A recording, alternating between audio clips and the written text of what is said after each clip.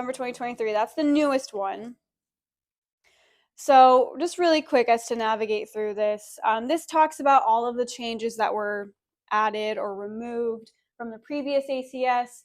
Not really concerned for you because you guys are going to be starting out with the new one anyway. So we don't need to overwhelm you.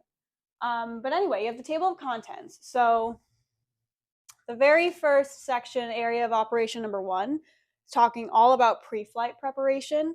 Area of operation number 2 is pre-flight procedures. 3, airport and seaplane base operations. So important note is that you're doing airplane single engine land, ASEL. That's what you are. What's also included is airplane multi-engine land, airplane single engine C, airplane multi-engine C. So if you see those codes, it's not relevant for you. Some of these do overlap, so some things that are relevant for like a multi-engine are also relevant for you. But if it's only those codes, like under taxiing and sailing, you don't have to read that. You don't have to worry about that. You're just taxiing. We're not sailing. If you were sailing, I'd be concerned. But so operation 3, 4, takeoffs, landings, and go-arounds. Again, you have like glassy water takeoff and climb. Not relevant for you. You're not doing seaplane stuff. And so on and so forth. There's different areas of operation. All of these, they can test you on all of these, except for like the seaplane stuff and the multi-engine stuff. It looks like a lot, but I promise you, when you're done with your training, you will have gone over all of this. And in the ground, we will have gone over everything. Probably, I would say, other than like, we will be doing like a maneuvers workshop and a radio communications workshop later, but I can only tell you so much about constant airspeed climbs. You actually have to go and do it. But in terms of like covering the ground portion, that's what this whole thing is based off of. And usually on the PDF, like if you were to click on one of these, it'll just take you right to the page. Ta-da. So it also goes deeper into it. So here's cross-flight or cross-country flight planning. This is all under the same area of operation, pre-flight preparation. This is task delta, cross-country flight planning. It gives you some references, an objective, and then a note. This just says that you can give a computer-generated flight plan. That's new. It used to just be you have to do it on paper, doing it by hand. Now they allow you to do it on computer and present it to the examiner via computer or like ForeFlight. Usually it'll be ForeFlight. But then it goes through different elements. So you have a knowledge element, a risk management section, and then a skill section. And all of those have separate elements. So you have some knowledge. This is like what we're all going through right now. Maybe not this one in particular, but we will. So we're going through each of these elements like altitude selection, accounting for terrain and obstacles, calculating time, climb, and descent rates, elements of the VFR flight plan. Those are all the ground portion knowledge. And then you go into risk management. Applicant is able to identify, assess, and mitigate risk associated with pilot, aircraft, environment, external pressures. What is that acronym that we've gone over? PAVE. That's the PAVE acronym. It's just not presenting it to you in that way. So it's up to you to take your knowledge and apply it and correlate it to what you're reading here, what's being asked of you by the examiner. But we are going through all of it and you don't even realize it. And honestly, some of these elements do overlap into like other areas of operation. So there is some overlap. And then skills, that's primarily where like the flying part comes in.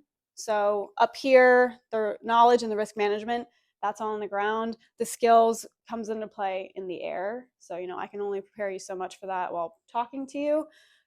It'll be ultimately up to your CFI to actually make sure that you guys are doing these skill portions. But I'm presenting this to you because it's also your responsibility to be aware of this information. And there's too many times that I've come across students who are post-solo, so like they've already soloed, they're already, a good chunk into their training already, and they've never heard of this. They've never seen it. CFI never showed them. So I'm showing it to you and I'm presenting it to you and I've sent it to you. This is your Bible for your check ride. Should also kind of be your main reference for your training too. Hello. I want you to be familiar with it as possible. Your CFI should also be familiar with it, hopefully. Some other important information is under the maneuver stuff. It literally tells you the parameters that you'll be judged on. So like if we're doing, let's see, I'm looking for steep turns. So if you go to steep turns, it gives you parameters under the skills portion right here. You have to be in a 360-degree steep turn. So you have to turn 360 degrees, full circle, with a 45-degree bank. You have to perform the task in the opposite direction as specified by the evaluator. So you'll do it to the left, you'll do it to the right.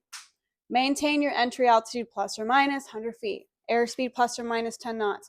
Bank angles plus or minus 5 degrees. Roll out on your entry heading plus or minus 10 degrees. So when you're doing these maneuvers in real life with your CFI, you guys should talk about these parameters. And have your CFI. Your CFI should already be looking for these. As you complete the maneuver, they should tell you that was within check ride standards. Or, hey, you busted your altitude. You were 150 feet off. You were 300 feet off. Things like that. But I want you to know this too, in case, you won't run into this at Girls Love to Fly. Hopefully you don't run into this anywhere else. But in case you choose to use a CFI that's outside of Girls Love to Fly, I just want you guys to kind of already know what to look for and know immediately if you're not finding that. If your CFI is not referring you to this, if your CFI is not, they don't know what parameters you should be within, and they're not guiding you to get within those parameters, to me, that just shows, like, I don't know. It could be like they just don't care. They just don't know. They lack experience. It's usually one of those two things. It could be a new CFI. They're kind of still figuring out like how to teach. Or it could be a CFI who's literally just using this to time build and they couldn't care less if you pass or fail.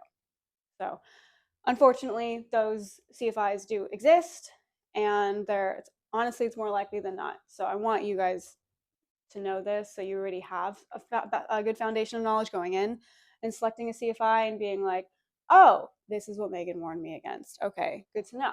Because you can spend so much money on a bad CFI, but you don't know it because you don't know what you don't know. Anyway, I wanted to point that out. One more thing. At the very end, in one of the appendices, I think it's one or two, they do tell you, like, they give you kind of a briefing on what your check ride is going to be like. So let's see. Use of the ACS during a practical test, your eligibility requirements. Fun fact, you could do a private pilot check ride combined with an instrument rating check ride. Most examiners and I personally recommend against it, because here's the thing. You take the two at the same time, right? You do your private pilot ground and flight, take a break, you do your instrument ground and flight. Maybe you passed the private pilot portion. If you fail something on the instrument portion, you fail the whole thing. So even if you passed private pilot stuff, the whole thing is failed. It's a lot of money down the drain. So I would not do that. Most examiners won't even do it. But people do it because in theory, the way it's sold to people is that, oh, it'll save you a lot of time and money because you're doing everything at once. And there are certain like hour requirements that are diminished because you're doing the combo. I think you need less cross-country hours, for example. So people are like, oh, I'll save so much money because I don't need that many cross-country hours. But it's like, okay, but you got to pass 2 check rides in the same day. Your instrument check ride's probably the hardest one.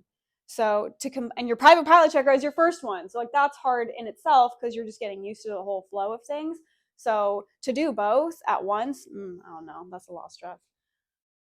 Anyway, there was something I was trying to point out. Possible outcomes of a test.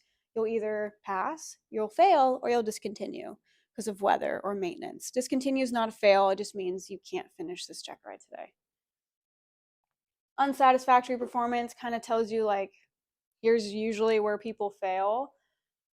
what a letter of discontinuance is like, and it also should say somewhere that you have 60 days from your first check ride to to continue the rest of it. You have to do it within 60 days.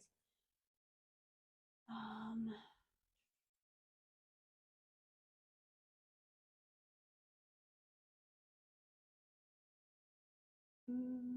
oh, here it is.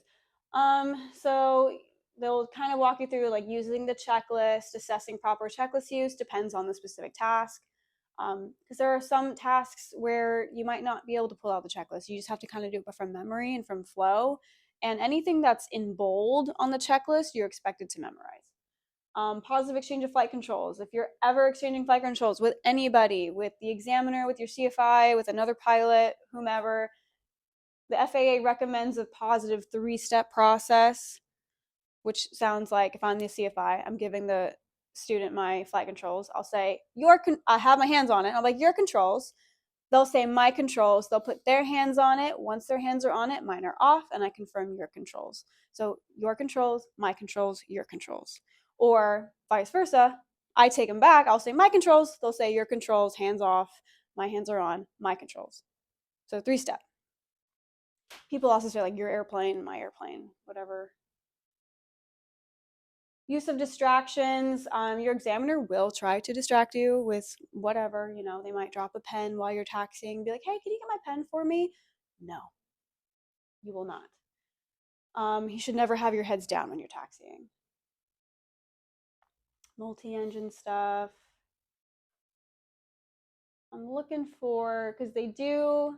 So this little paragraph right here, it's page 66. It's just telling you that the minimum elements to be tested for each task is any element in which the applicant was shown to be deficient on the knowledge test. So when you take your written test, unless you get 100, you're going to miss a couple questions. With those questions are going to have those codes. It's going to be like PAIVC or something. You can find those codes in the ACS and figure out what element you missed. Look at it with your CFI. You have to look at it with your CFI because your CFI has to go over those deficiencies with you in ground. So anything that you missed on the test, your examiner will most likely target because they want to make sure that you got the remedial training for it. And then they'll choose at least one knowledge element, at least one risk management element, and all skill elements unless otherwise noted. So that's how each task will be structured for your check ride. Is you're on the ground doing your ground stuff, and they're going to flip through the ACS and be like, oh, I see you missed cross country flight planning, calculating takeoff and climb data. Okay, let's say you're taking off out of this airport. Here's the elevation, here's the weather. What's your takeoff distance for this runway? And then you have to calculate it then and there in front of them. Or they might ask you, like, let's say you're taking off out of Truckee and it rained the night prior, so the runway is wet. What are you going to do in terms of like how are you going to adjust for your takeoff distance? Okay, well, I would increase my takeoff distance by 40%, make sure I have enough runway to do that. Just things like that. They're going to pull from whatever you missed on the written test, cover that, check it off, and then they still can go through one knowledge element, one risk management element, and then all the skill stuff. And notice it just says at least one. They can do as many as they want. So that's not to say like, oh, I can kind of just study like a couple of these knowledge elements and I'll probably be fine. No, you really should study all of them because if they want to, here's how my private pilot check ride went. He had the ACS out and he just went line by line. My oral lasted like 5 hours. So how long do check rides last? Usually for private pilot, I want to say it's usually like 3 hours. Mine was like 5 to 6 because he just went line by line. He didn't even just like target what I missed on the test. He just did everything. Is the written test and the air portion on the same day? No. So the written test you can take any time, pretty much. You have to take it before the check ride. But your written test is a test you take on a computer. It's multiple choice, 65 questions. 5 of those don't count for or against you. So just 60 of them do. FAA is trying out new material. So you have your written test, you pass or fail, you need a 70% to pass. Um, when you pass, you might miss a couple questions.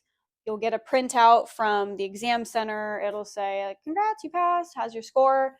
Has your FAA tracking number. Has I think it has your pilot certificate number. Your name and stuff. And then it has like the codes regarding the areas you missed, and they'll be structured. They're gonna look like that. And then it's up. You should go through the ACS and find those codes, write them down, make sure you and your CFI go over them. Your CFI is also supposed to do this because they have to endorse you saying that they did do it. So you do your written test, go over your knowledge deficiencies, and then your check ride is the last test you take. That's your practical exam. There's an oral portion where you're going over all of this, but you're having a conversation. They're testing your knowledge and your ability to troubleshoot, and then you pass that part, you enter the flight portion where you do all the maneuvers, all the takeoffs and landings. And you'll be judged on these parameters in this document. So I know I've already talked about it, I've mentioned it, I've shown it to you, but I'm really trying to emphasize it because I feel like sometimes this gets lost in the training, and I just want to make sure that does not happen to you. I want you to be super familiar with it. I also don't want you to be intimidated by it because, again, it's a lot of words, it's a lot of content. I promise you, when you're done, you will have gone over everything. It doesn't feel like that right now, but you'll be flipping through this by the time you're prepping for your check ride, and you'll be like, "Oh, yeah, I have done all of this." So don't worry about that part. Okay. So we're mainly focusing today on like airport operations, which includes taxiing, a little bit of radio communications. I won't go too much into it because we have a whole lesson on that coming up in the future. Talking about just planning for your different operations on different airports, how to properly plan for that, and also like the dangers of either improper planning or there's like kind of such thing as planning too much. So I'm going to show you a video. There was a near collision between FedEx and Southwest about a year ago. It's at a towered airport. I forget where it is, but it's a towered airport, super foggy weather. There's going to be some terms that you're hearing that might not make sense to you. It's because they're instrument related terms. So, do your best to follow along. I will say the tower is going to be telling the pilots what the RVR is. RVR is runway visual range, which is just telling them, hey, from where you are on the runway, here's how many feet ahead of you that you can see. I think he says like RVR 1600. Okay. So, in just for some context, these are professional pilots. These are professional air traffic controllers. This is a big airport. There's a high level of complacency that can happen when you're this experienced. And here's where it kind of does happen. Pilots are so busy and so focused on, and their heads are down because they're doing so many checklists and flows as professionals in these Boeing 767s and such, that they're not really heads up a lot of the time. There was another incident recently where Southwest, their wing, I think, like sliced off the vertical stabilizer of a SkyWest airplane. So like that happened too. It's just because they're not paying attention because they're so focused on doing checklists and stuff and their heads down, and they don't do run-ups like we do, like a piston aircraft. As soon as they like do the what's it called? The pushback, they're pushed back and then they start taxiing. They're doing everything on the go, and then they just go and take off, if they get cleared. But there's not a lot of time. And of course, they're under pressure from like the company because you have to take off within a certain amount of time from pushback. And if you don't, you have to file paperwork, and nobody wants to do that. There's also just a high level of trust on air traffic controllers, maybe a little bit too much in this scenario, especially with such low visibility. So pilots kind of look to air traffic control to help them out because it is their responsibility when the visibility is that low and pilots can't see so much. And pilots are busy operating their planes, but sometimes air traffic control are human. I don't know if I've said this to you yet, so I'm going to say it now. But if pilot makes a mistake, pilot dies. If air traffic control makes a mistake, pilot dies. So pilot is screwed either way, whether they make a mistake or ATC makes a mistake. So it's up to us to trust but verify. So, which these guys did not do. So you can, most people will put the blame on ATC, but there's always an element of like, yeah, the pilots should have also double checked. I will say, actually, I don't want to spoil it.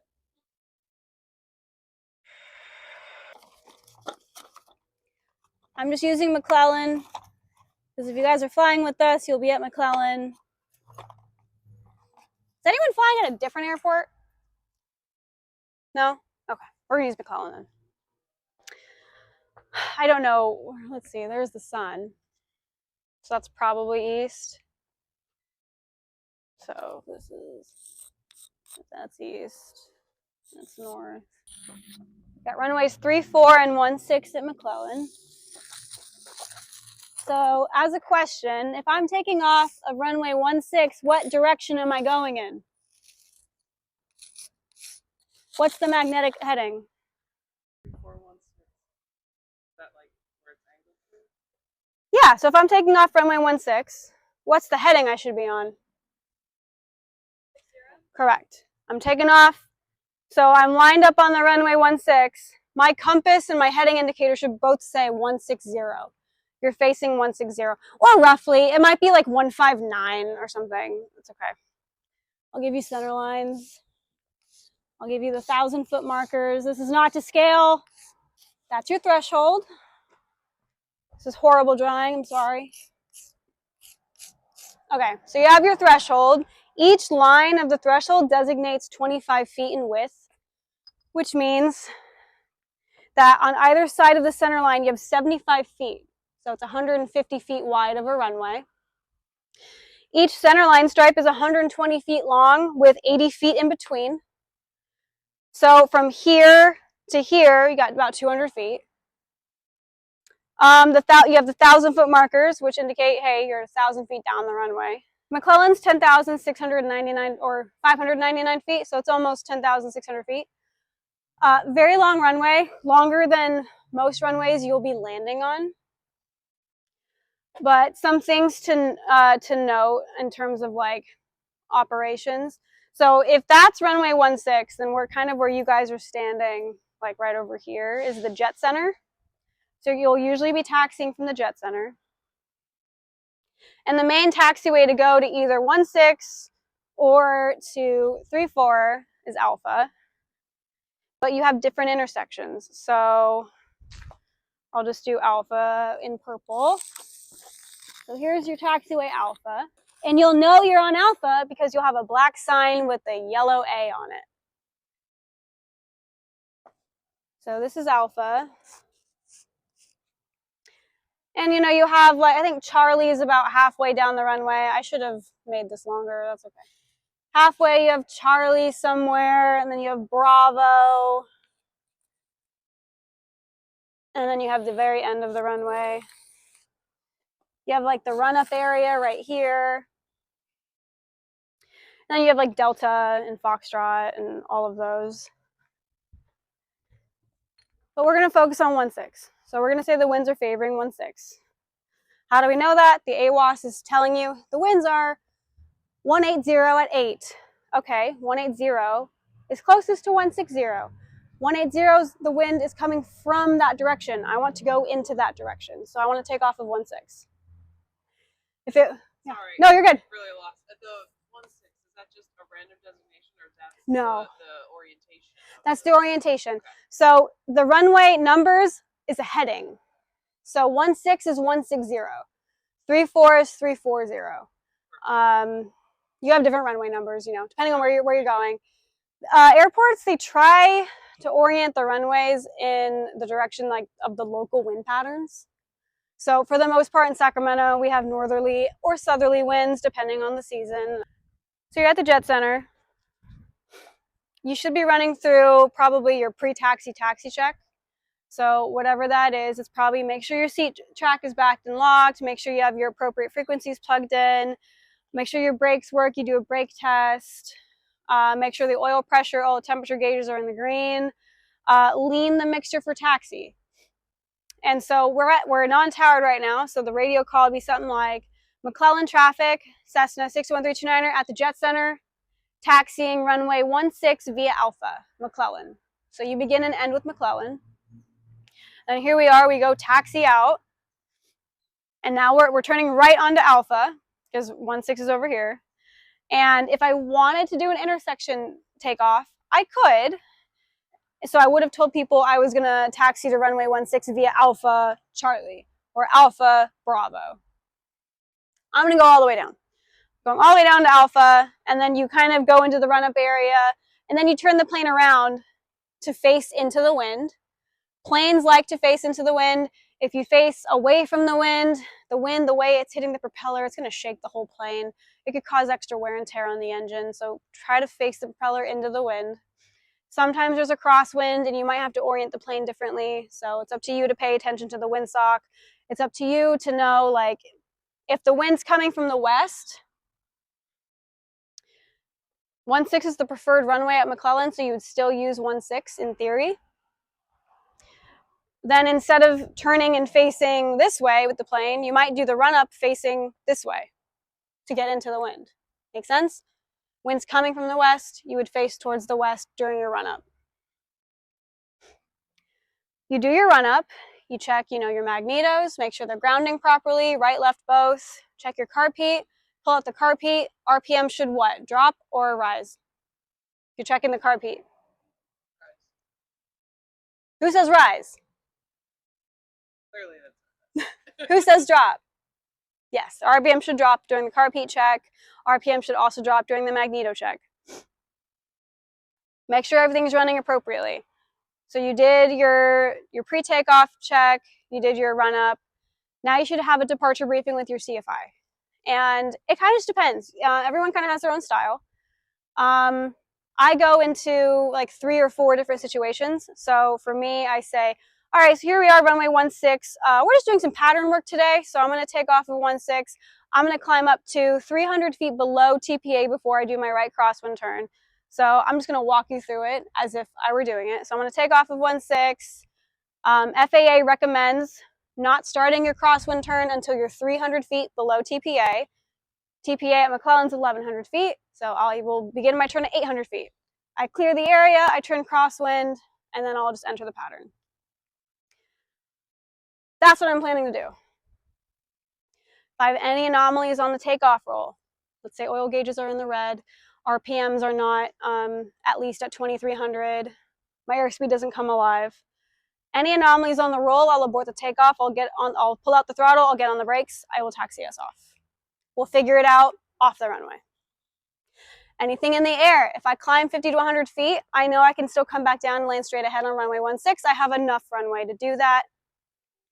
Anything in the air without runway remaining, shallow turns only, I'll pitch for best glide, which in the 150, I believe is 60 miles per hour with no flaps. Make shallow turns only. I'll find somewhere within the windscreen to come in and land. Off of 16, I know I have I-80, I have Hagen Oaks Golf Course. If I'm high enough, I can turn back around, land on a taxiway. I can land on one of the fields that's parallel to McClellan. Otherwise, shallow turns, best glide. I'll communicate when I can. I'll shut everything off. I'll crack open a door. Look at the student. I'm like, any questions? Do you have anything to add? Usually they don't, but they might have questions. But those are the situations. So anomaly on the takeoff roll, anomaly in the air with runway remaining, anomaly in the air without runway remaining. Where are you going to go off airport? At this point, your CFI should have some landing spot options for you. Obviously, the freeway is not my favorite, but it is an option. I have I-80 over there. Hagen Oaks is just after that. There is something called the impossible turn, which is actually not impossible. It can be done, but only if you have experience and you're comfortable. And what it is if you take off, you climb to traffic pattern altitude, lose an engine, coming to turn around to land on the opposite runway. And it's more than a 180-degree turn because you're taking off and the wind might blow you off a little bit. You might just deviate because you're not paying attention. You would have to come back and turn around and land on 3-4. If you could, if you were comfortable, if you were proficient with the plane, if you had enough altitude, if the wind was on your side. That's kind of why it's called the impossible turn. I would, I feel like a better way to put it would be like, it's a not guaranteed turn. It's not guaranteed that you'll make it. What's nice about McClellan is if you turn, like let's say this direction, maybe you can't make the runway, maybe you can make the taxiway. Taxiway you can land on, you know, the plane will be fine. If you were a jet, probably not, but it's a 150, so you can land on that. Land on a taxiway if you have to. Land on a field. But those are the anomalies I go through before takeoff. You should do a departure briefing before every takeoff, especially with a pilot you've never flown with before. You don't know how people are going to react to stress. I think I've talked a little bit about it, but flying with other CFIs is very interesting because here we are, two pilots who are both experienced, maybe equally experienced. Who's PIC? Well, whoever's in control of the plane. Okay, well, if this person's taking off and they're in control of the plane, they need to be telling me, hey, in an emergency, I will stay in control. That way I know I don't need to jump in.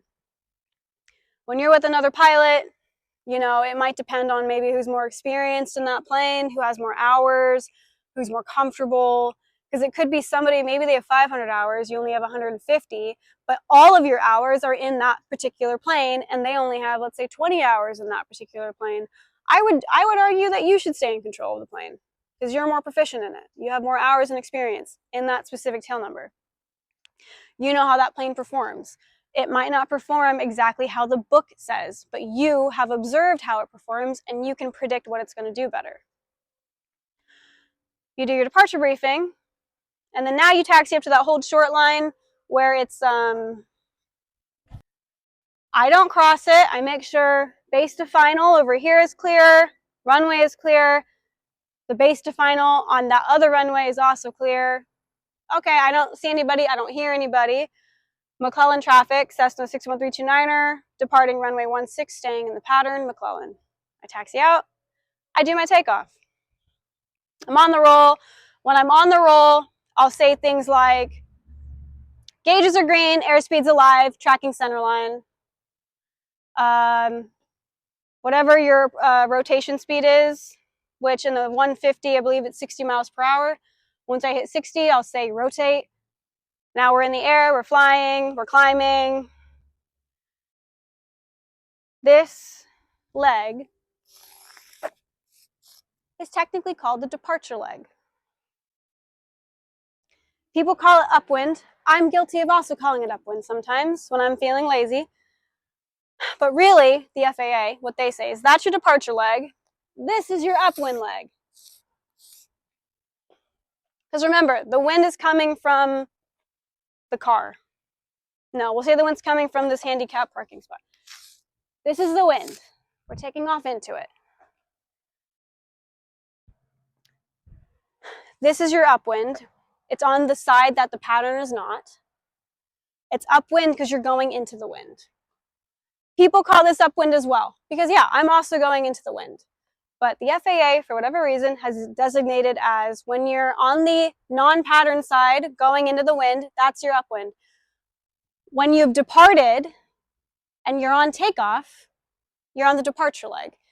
Even if you're not actually departing, because we're actually staying in the pattern. So you would say, you know, McClellan traffic, or Cessna 61329er, departure leg 16, staying in the pattern, McClellan. And then here comes your crosswind leg. Crosswind, because the wind is coming across you and hitting you from across. And it's a right crosswind because the runway's off your right. Wherever the runway is, that's the pattern direction. Right, so this is a right traffic pattern, which, by the way, is not standard. Standard patterns are left turns, but McClellan is special. And they might do that because of things like, I think at McClellan specifically, it's because this is like kind of a busy area over here. You got a lot of office buildings, residential areas, so like noise sensitivity. If you're gonna crash a plane, don't crash it into a neighborhood. They want you to crash it over here where there's less people. So it could be because of terrain, it could be because of noise sensitivity, it could be because of safety issues that they will put the pattern on the right side. Right crosswind, runway 16, McClellan. Now you're on downwind. because the wind is at your back now and you're going downwind, like downriver, upriver, same concept. Wind's at your back, now you're on downwind. When I am a beam, which just means I'm like right next to the 1,000-foot markers, this is when I start configuring. And by configuring, I mean I'm getting ready to land. Some people teach configuring at the numbers. I don't think anyone's wrong. I do it at the 1,000-foot markers because by doing so, by starting my landing approach here versus here, I'm getting ready earlier, I'm descending earlier, I can keep my pattern a little bit tighter. And the tighter, I mean, I want to keep it tighter because I want to be able to make the runway if I have an engine issue. At any point in the pattern, I should be able to make the runway even without my engine. Too often I see people start configuring at the numbers and then they're like all the way out here and they're like 500 feet above the ground and they're like 2 miles from the airport. You're not making the runway at that point. I start configuring at the 1,000-footers. Your CFI will teach you however they teach you. You should always be able to make the runway if you had an engine outage, engine failure. So that's the whole point. The 1,000-footers, here's what I do in the Cessna 150 in particular. I'll power to 2,000, I'll do carb heat, power 2,000, flaps 10, start a descent. Before I turn base leg, as long as I'm slow enough, I'll do flaps 20, turn my base leg, power to 17 or 1,800. Still in a descent. Here's my base leg.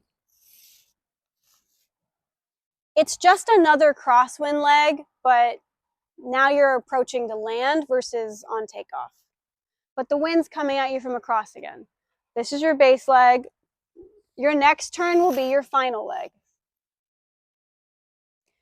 So you have a departure leg, a right crosswind, a right downwind, a right base, and then final. It's not right final, it's not left final. If you say that, I will slap you on the hand. Right final, left final, they do not exist. You're on right base. Okay, this is critical because what happens here a lot of the time, a couple things. People will, where do I want to begin? What I see a lot of the time is people on their base leg, they stop descending because as you're turning, for a couple reasons. When you're in a turn, you're taught that, hey, the nose is going to drop in a turn, so add a little bit of back pressure to prevent that nose from dropping in a turn. That is true. However, on the base leg, because you're coming into land, you want to drop some altitude. So you want to let the nose drop and let the plane continue descending. But because we instill the habit of turning and pitching up a little bit, people kind of subconsciously do that in the pattern, and then they turn base to final and they've pitched up, and now you're too high. Or you're too slow, or you're too high and too slow. And then your CFI is going to take controls and be like, now why did I do that? Because you were too slow and we were going to stall, crash, and die. Another reason, or another thing that happens is, let's say this is one of those days where the wind just decides to shift and come from the west. Now, even though you're on your base leg for 1/6, you have wind at your back. So you're going through your base leg and you turn too late and you've overshot the base leg and you've overshot your final turn. So people will steepen the bank, but oh God, they can see the ground and they pull up. So now you're in a steep bank, you've pulled up, which just tightens the turn. It increases the stress on the aircraft. It increases your stall speed. So now you're going to stall the plane in a turn, results in a spin. You can't recover from that when you're only like 500, 400 feet above the ground. So base to final is a dangerous area to be in. That's where you could stall. That's where you could spin. It's where you can make a lot of mistakes. So this is where you need to be very vigilant. This is where your CFI will be very vigilant. And in terms of vigilance, not only do you need to be aware of like what you're doing, but you need to make sure that you don't have some random jet that's just sneaking in on a 5-mile final on 1/6 and they're just going to cut you off. So make sure that the final approach path is clear. Make sure the runway is clear. Start your turn. let the nose drop in the turn, continue descending. So what you're gonna do is when you're on your base to final turn, the vertical speed indicator is gonna become part of your scan. The vertical speed indicator tells you if you're descending or climbing. If that needle is 0 or above, you need to pitch down. It should be indicating, 500 feet per minute descent. I would say no more than that.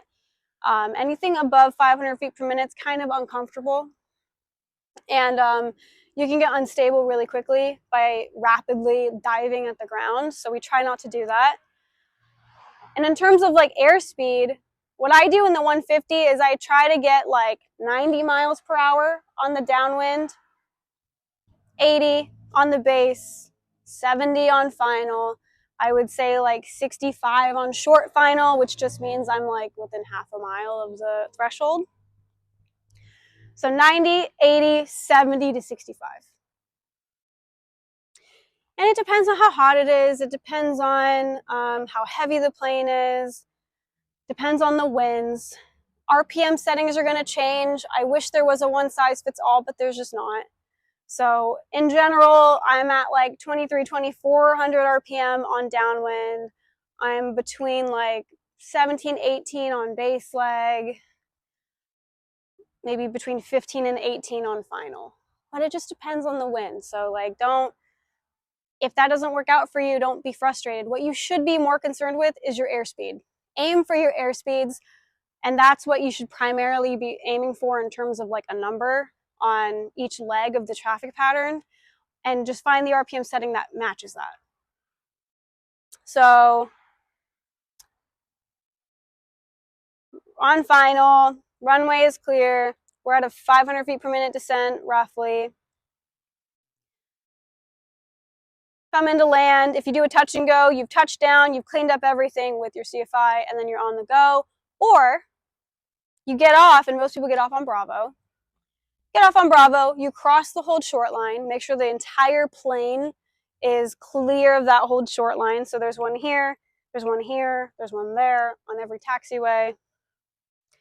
You've crossed the hold short line completely. You can stop, you can clean everything up.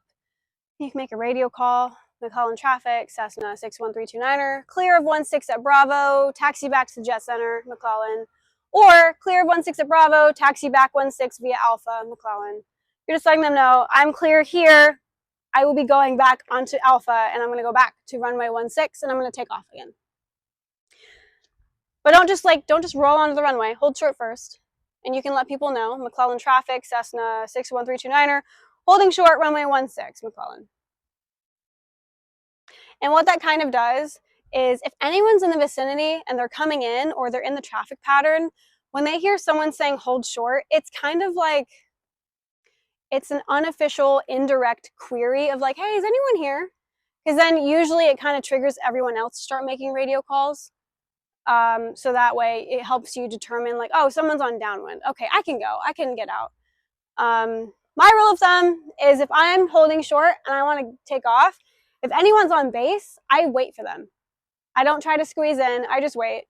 I let them do base to final, land, whether they're doing a touch and go, full stop, whatever. But if they're on base, I just wait. If they're on downwind, you can go. If they're, I would say, like outside of a 3-mile final, so if they're like a 4 or 5 mile final, you have time to get out.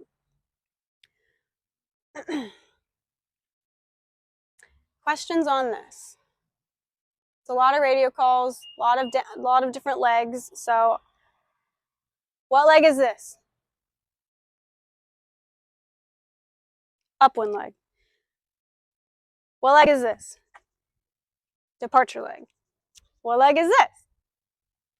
Yeah, is it right or left crosswind? Runway's off my right.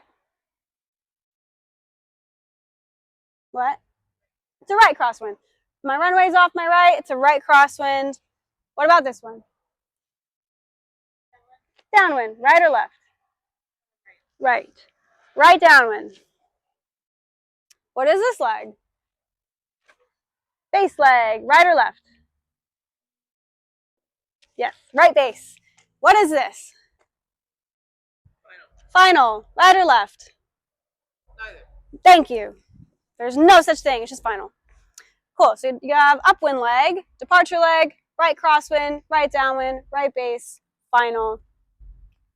Now we're going to talk a little bit about go-arounds. So let's say I'm, base to final. I'm on final. Someone taxis out in front of me. They're taking off. They're not paying attention. It happens. XT to go around. In the Cessna 150, first thing you're going to do is full power. If you can, full power, carb heat off at the same time, if you can use your hand for both of those movements. Otherwise, get full power, then carb heat off. Make sure you're climbing. If you might have full flaps in because you've been configuring the land and such. Get flaps up to 10, but your primary, the first thing, full power. Initiate a climb, flaps up to 10. And then what you're going to do is you're going to sidestep over to the upwind side. Because someone's taking off, and the last thing you need is to take off and someone else is right underneath you. They can't see you. I already don't trust their judgment because they took off right in front of you. So I'm not putting my life in their hands. I'm going to sidestep over to here, the non-traffic pattern side, because the pattern's over there. So no one should be coming at me on this side. You're going to overfly on the upwind. And your radio call will be like Cessna 61329er going around 16, staying in the pattern, McClellan. And then what you could say is, they're taking off. Maybe they're not talking. Your CFI will probably jump in, but what you could also do is, McClellan traffic to the departing traffic on 16. Are you departing the area and what direction are you turning? Because if you're on this side, if they decide to turn left, that's an issue for you. You want them to either go straight out or depart to the right somewhere. But you need to work that out with them. You need to maintain visual separation from them.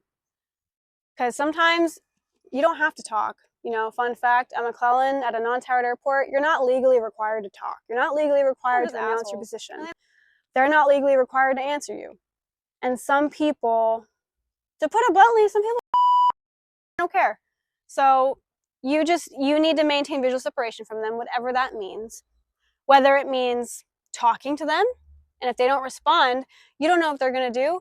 I would probably, if I'm high enough, if I'm like 700, 800 feet, like right here, about midfield of the runway, and they're in front of me going who knows where, I might turn behind them and then re-enter the traffic pattern on a midfield downwind. You could do that. That's totally fine. Another option is you could do a left 360. So you could, do a circle. That way it gives you more spacing from them. So now, maybe they're over here. And then now you can turn your crosswind behind them over the departure end of the runway. And then re-enter the traffic pattern. Different options for you to employ. Just different methods to keep you alive. Because some people just don't pay attention. They're inexperienced. It could be another student on a solo and they're so freaking overwhelmed. They didn't know to look for you. They don't know how to respond to you. So they're just trying to fly the plane and stay alive themselves. So it's up to you possibly to just make all the decisions. So that's what you kind of use the upwind leg for, is for your go around.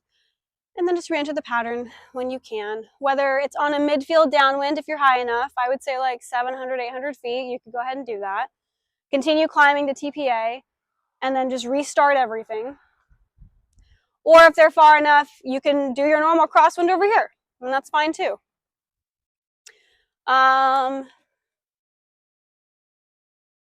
Questions? What's that area called again? Oh, this is your run-up area. So they kind of exclude it from the taxiway so that you can go pull over and then other people can taxi in front of you if they're ready to get out. They can just go right by you. This is a really good way of practicing your radio calls with the CFI because you're actually moving. I've heard some people, they do it like on a bike. So like you're actually moving a little bit faster and you're kind of multitasking because you're pedaling a bike and you're making radio calls. So you're kind of training your brain to do that multitasking. Ultimately, pattern work, radio calls, a lot of it just becomes memorization. except when you have to like improv and talk to other pilots. Like, hey, what are your intentions? Or hey, are you doing a left turnout or a right turnout? Are you departing straight out? Are you a full stop? Are you a touch and go? So that, you know, you kind of ad lib in that respect. In terms of like, so let's say you're in the pattern with someone else. Maybe you're on your downwind leg. They're also on downwind leg, but they're farther ahead of you. So now you're number 2. And normally what I do, if I'm number 2 to land, I'll say McClellan traffic, Cessna 61329er, right downwind 16, number 2, full stop, McClellan. Letting everybody know, I know that I'm number 2 to land, and I'm letting everybody know I'm doing a full stop. Or I'm doing a touch and go. If you can throw that in there, that would be good, because what happens is, let's say the person in front of me lets me know they're doing a full stop. What usually happens with full stops is they're on the runway for a little bit longer than like a touch and go. So because they have to land, they have to slow down, then they get on the brakes, they might miss Bravo, they take their time to go to Charlie before getting off. So I know full stops take a little bit longer than a touch and go. I might extend my downwind a little bit. I might slow down on my airspeed to give them more space.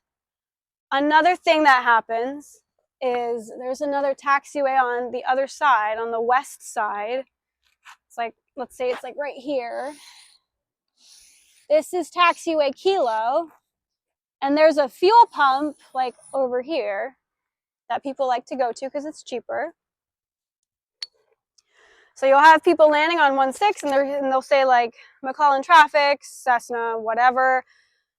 Final 16, landing long, McClellan. Usually means they're gonna fly over the runway for a lot longer so that they can land and taxi all the way off on Kilo. Kilo is like 8,000 feet down the runway, so they're doing a long landing.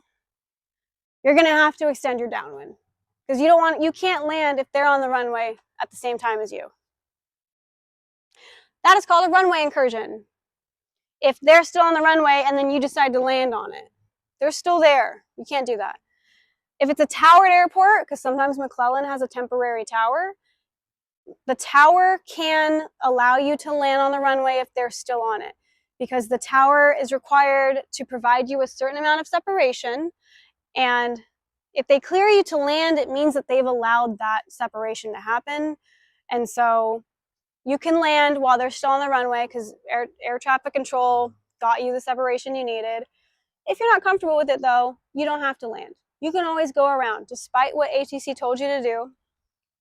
They could have cleared you to land, but there's something that maybe they can't see. You're having an issue with the airplane. You're just not comfortable to make the landing. You can go around anyway. And that happened to one of my students. I'm going to stand over here to avoid the sun.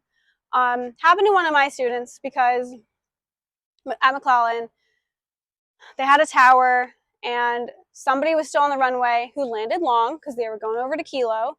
And I was with a student. She hadn't flown in a while, or she wasn't a student anymore. She's a private pilot, but she hadn't flown in a few months because she had a surgery and everything. So she was flying with me for proficiency, which I encourage all of you to do if you go a long period of time without flying, is to go up with the CFI again. So she was up there with me, and they were still on the runway. He cleared her to land. She was on final, and she was like, they're still on the runway. And I was like, yeah, they landed long. He did clear you to land, though.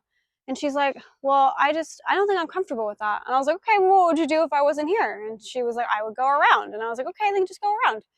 So she decided to go around, even though ATC cleared her to land. She went around. I got on the radio, and I said, McClellan Tower, 61329er, going around, runway 16. We'd like to re-enter the traffic pattern of Fable. And he was kind of just like, well, why are you going around? I provided you the separation. And I was just like, I understand. My student decided to go around, so I'm going to respect that. Can we enter the traffic pattern again? And he was like, approve as requested, right traffic pattern approved. It was all well and fine. We came in and landed. We cleared the runway, and Tower apologized because he was like, 61329, I just want to apologize. Like, I shouldn't have second guessed your your decision to go around. That was not my place. And, you know, it's all fine. It was all fine. You know, obviously no one got hurt or anything. It wasn't like an emergency, but that just goes to show that tower cannot control everything you do. If you deem it unsafe to land and you go around, they're not supposed to question that. They're supposed to just make it work. That's their job.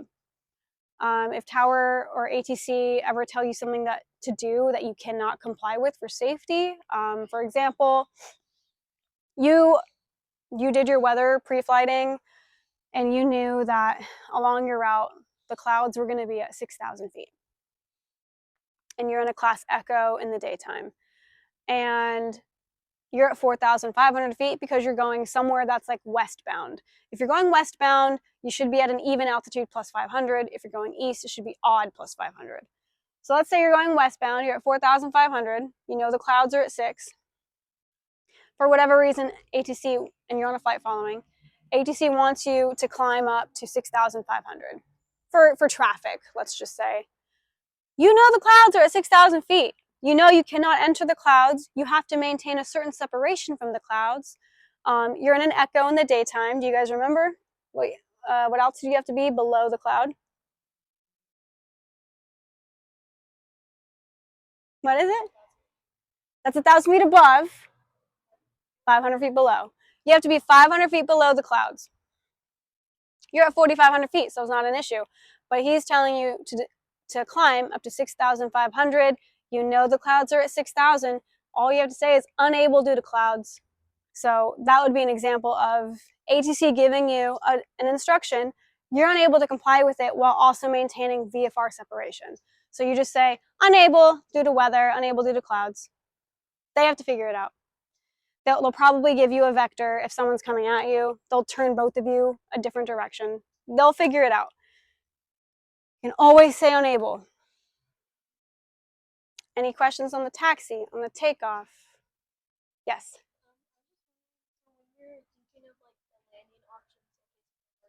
Mm-hmm.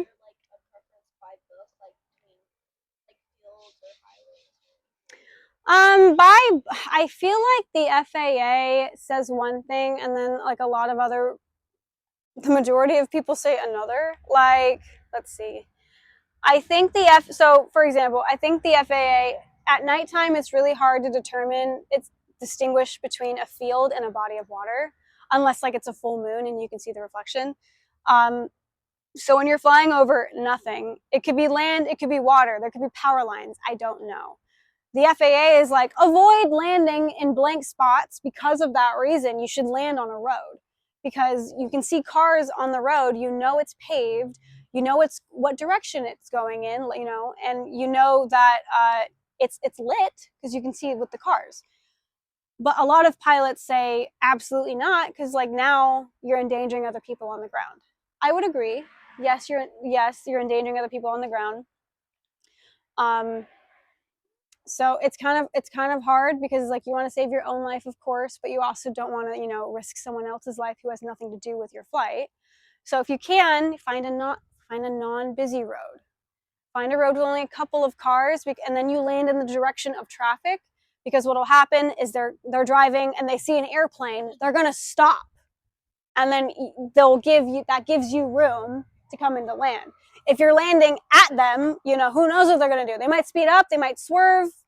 So land in the direction of traffic. Like large enough for landing? Oh yeah, I would say yeah, like mall parking lots. You could plant a 150 in a mall parking lot. You have to be aware that there's those light poles though. So there's that.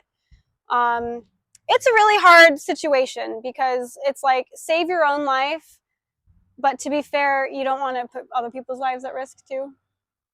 So I say go for the non-busy road if you can. Otherwise, if you're familiar enough with the area, like if I'm flying over Lincoln and I have an engine failure, I know that past Lincoln, it's a bunch of fields. There's some rice fields too, which are dangerous, but I'd probably, if Highway 65 wasn't busy, I'd go for 65. Otherwise, I know the fields immediately surrounding Lincoln are not rice fields and they're okay. Some pilots will say, if there's a body of water, land on the body of water. No one's there. which I kind of agree with. Yeah, you know no one's there. However, in a tricycle gear plane, tricycle meaning I have 2 main gear and a nose gear, just know when you land on water in a tricycle gear, you will flip the plane over. It's going to flip over because what you're going to do is you're going to treat it like a soft field landing, which just means you're going to hold the nose off as long as possible. But as soon as that nose comes down, the momentum is going to flip the plane over. So prepare for that. Crack open the doors and the windows so that you can get out immediately. And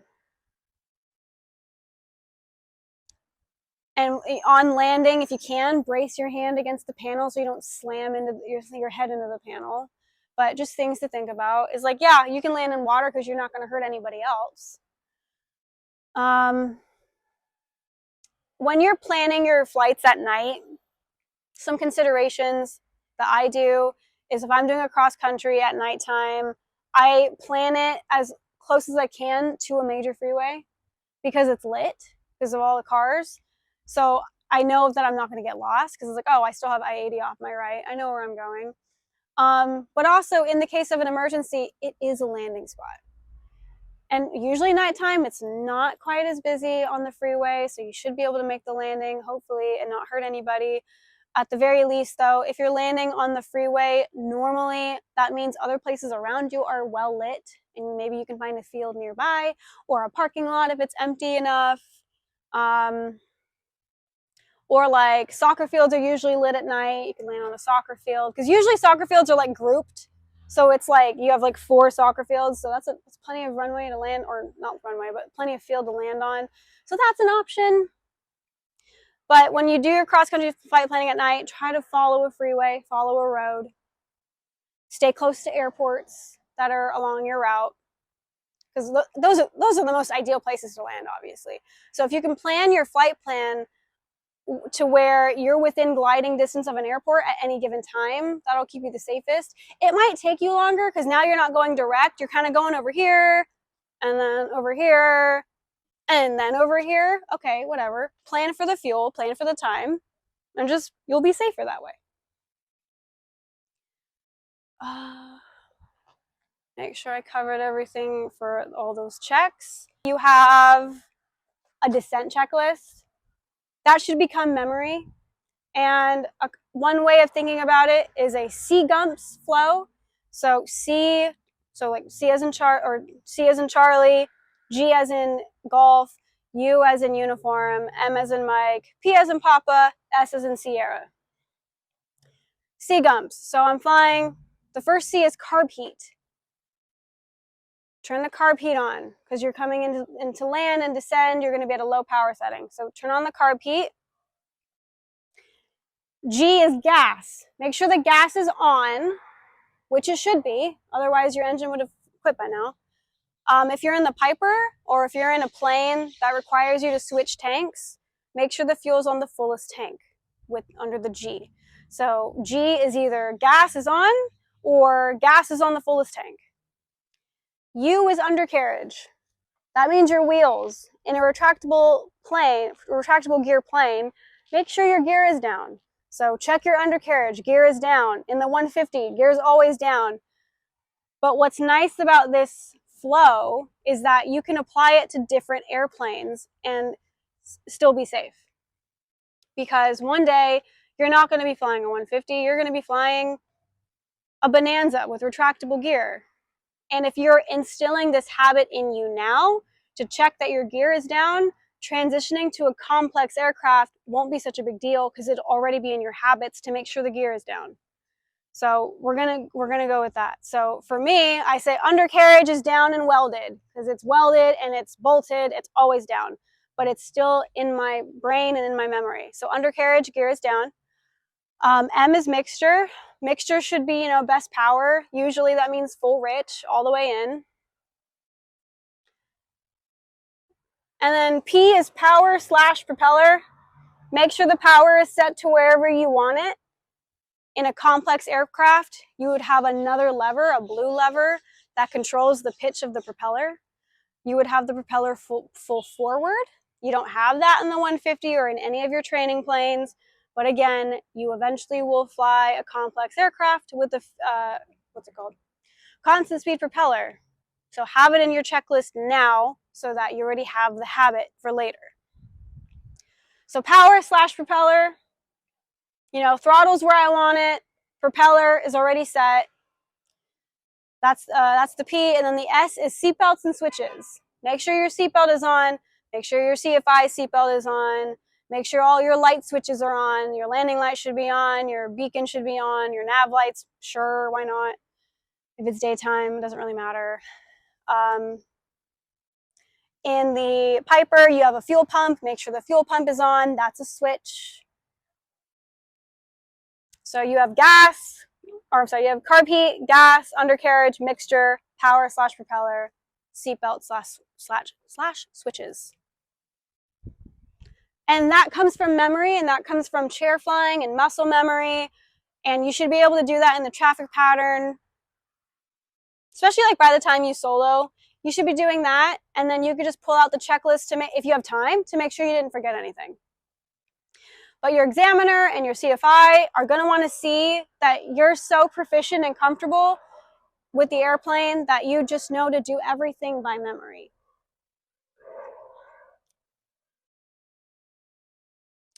So this is a fun way to chair fly. If you have extra time at home and you have some chalk, go outside, draw a runway, and all you have to do is practice your radio calls. You can pull up the airport diagram from McClellan and draw it based off of that. You could try to do it from memory like I attempted to do. That didn't work out so well. But make your departure call. You're on the roll. McClellan traffic, that's 61329er. Departure leg 16, staying in the pattern, McClellan. Right crosswind 16, right downwind 16. Be in the 1,000 footers. I'll do carb heat. I'll do power 2000. I'll do flaps 10. I'll initialize a descent. Do my C-gums check. I'll turn base leg, or I'll do flaps 20. Turn base leg. Power settings probably 17, 1800. If I need to, I'm on final. I'll do flaps 30. And then I'll come into land. I'll be aiming for no slower than 65 miles per hour. And then come into land. Yeah, the Cessna has up to 40 degrees of flaps. I don't normally use more than 30. It's just a personal thing. It's up to you. It's up to how your CFI teaches you. In a 172, most of them do not go to 40. It's only 30. The Piper goes to 40. And the Piper is a Johnson bar, which means it's just a bar that you have to lift 1 notch, 2 notch, 3 notches. So do that and practice. It's a lot easier to practice the radio calls on the ground, obviously, because you're not stressed out and you're not multitasking with flying. So the more you get comfortable doing it on the ground, it'll just be easier for you to do it in the air too. It won't be the same because in the air you're a lot busier, but I would encourage you to start getting comfortable with it now, and then practicing the radio calls while you're doing the dishes, while you're doing laundry. So that way you're doing something else. You're doing another task while you're doing the radio calls, and you're training your brain. You're training your brain to divide your attention between flying, between doing the radio calls, between, navigating.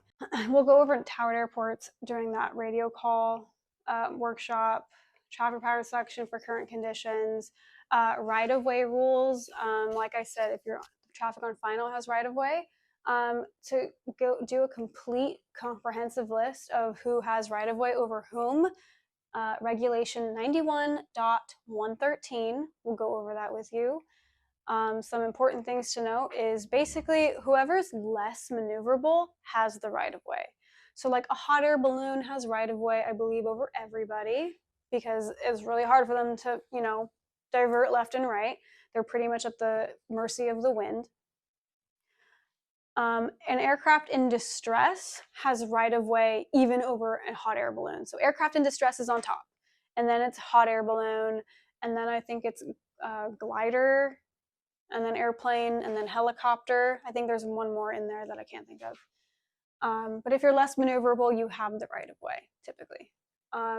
Airplanes are the second to last on that list. Airplanes have right-of-way over helicopters, but that's about it. Unless you're an airplane that's on fire, then you have priority over everybody. Another important scenario to bring up is right of way. Yes, if you're on final, let's say this is like the runway and you're on final, and then somebody is on downwind. Let's say they're lower and closer to the runway than you. Technically, like if you're lower and closer to the runway, you have right of way. However, that's not an excuse for you to cut somebody who's on final off. And it even says that. It's like, yes, if you're lower and you're closer, you have right of way. But you don't use that as an excuse to cut people off. You can't be like, okay, well, this person's on a 3-mile final, and I was here first, and I'm on downwind, and now I'm turning base, and I'm closer, and I'm lower than this person. It's like, okay, so what are you trying to prove? You know? So, yes, they might be the jerk that snuck in on final and decided to make a 3-mile call, and that was like their first and only call. And you're closer to the runway, and you already turned base. Still not an excuse. You need to put your pride away, and you might need to execute a go around. You might need to extend your downwind, and you just need to find peace with that, because I have. So yeah, review 91.113 for a more comprehensive list of that. Anything else on here? Automated weather. That's when you listen to the weather, like the AWAS frequency. Traffic pattern procedures, most of the time, it's to the left. At McClellan, it just happens to be to the right. Oh, another thing I wanted to point out is crosswind correction. If I'm taking off going this way and the wind's coming from the TV, but I've decided to take off on runway 16 because it's the preferred runway, on takeoff, you should be turning the aileron controls into the wind a little bit to keep this wing down, because that crosswind could get underneath the wing and lift the wing up, and you could take off prematurely before you're ready. You could take off in an unstable attitude. So get that wing down on takeoff. It depends on how strong it is. If it's like I'd say anything over like 6 to 7 knots of a crosswind, you'll probably have full aileron deflection. As you start taking off on the roll, you'll slowly get rid of some of that deflection, still leave some of it in, but maybe take about half of it out. Because as you go faster, your flight control surfaces become more effective. So you don't need to give as much to get as much. Make sense? So you'll start here, you'll probably end about here, and you'll take off and you'll kind of initiate a crab. So a crab means if the wind's coming from here, I'm pointing into the wind to prevent it from pushing me off. Because what could happen, wind's coming from my right, if I'm just flying like this, I'm actually flying like this way because it's pushing me to this side. Whereas if I fly this way, I'm pointing into the wind, I'm exposing less of myself to the wind, so it has less of me to push on. So I'm still flying straight path, even though I'm sideways. Make sense? You're correcting for wind drift in that way. And you might have to do that on your downwind leg, because again, if the wind's coming from here and I'm on a right downwind, now I'm flying my right downwind, but I'm flying it like this, but I'm still going this way, but I'm facing that way. It looks kind of funny. It's called a crab.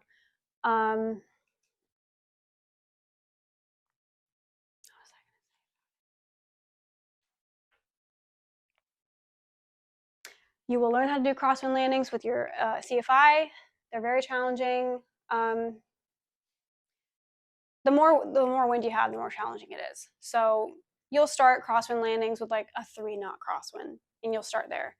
And eventually, if your CFI is crazy enough, they'll be like, hey, today you got a 15-knot crosswind, let's go.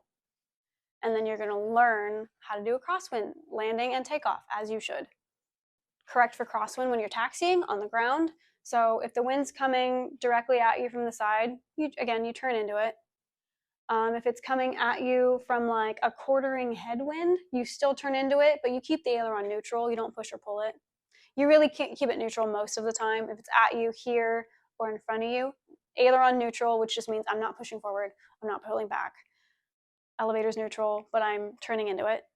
The opposite happens if it's behind you. If it's a quartering tailwind, like it's coming from an angle from behind me, you're going to dive away from it, which means you're going to turn away from it, so the opposite direction, and push forward on the yoke while you're taxiing.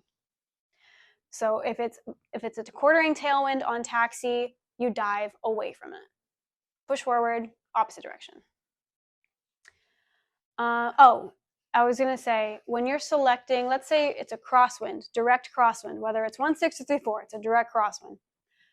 And no one's in the pattern, it's just you. So it's just up to you to choose, well, which runway am I going to use? It's a crosswind either way. Choose the runway where you do not have a tailwind on your base leg. What I mean by that, because usually at airports, it's a left pattern on both sides. So like, let's do Auburn instead, because you got 2 left patterns. So here's 7, here's 2-5. So the 7 traffic pattern is a left traffic pattern.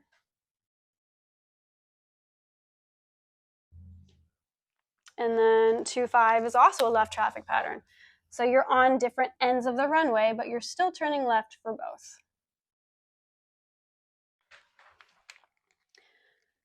Now let's say the wind is coming from down here.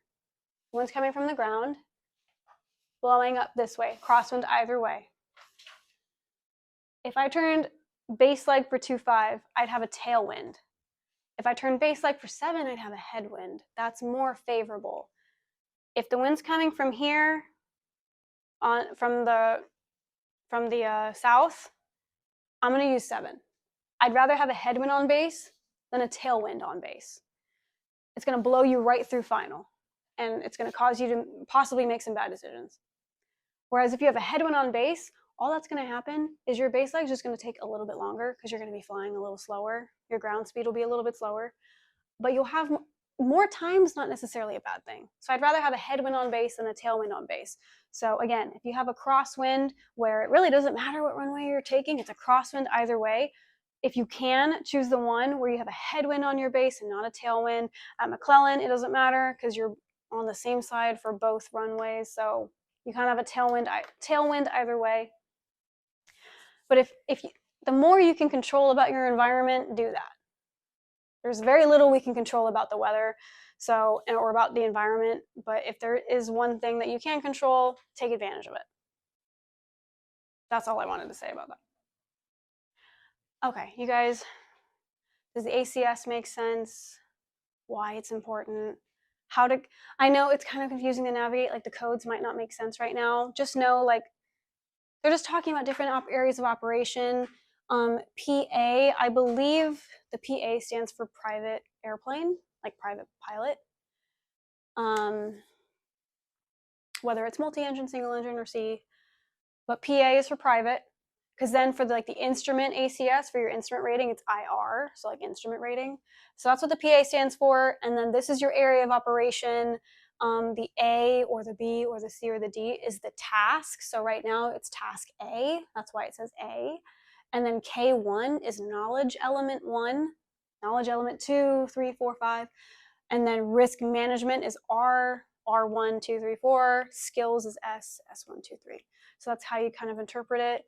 In terms of navigating it, I would just really start with the table of content and then just kind of click through it. Whatever you're curious about takes you right to it. But you want to get familiar with it. But anyway, that's all I have. I do believe the next lesson is a review lesson. So it'll be a review of like aircraft systems, a little bit of radio communications, airport markings, limitations of pilot and airplane. We'll go over all of those topics together. It's not a pass or a fail, so don't be nervous. It's open note, it's open book. And I'll just present some scenarios to you, ask you questions like a check ride examiner would, and you guys can come up with answers as a group or through your notes as individuals. That's all I have.